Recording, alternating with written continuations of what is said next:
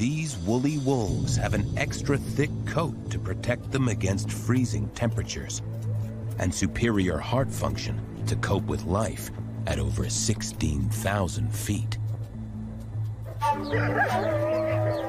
This pack is large for Tibetan wolves, whose numbers don't normally exceed 20.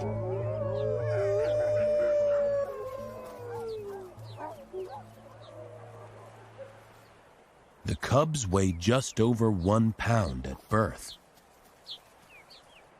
but now need an almost constant supply of food from their parents and older siblings.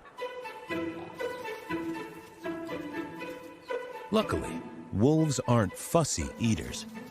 They will eat any available meat, either hunted or scavenged, big or small. So when an adult returns with a meal, there's great excitement.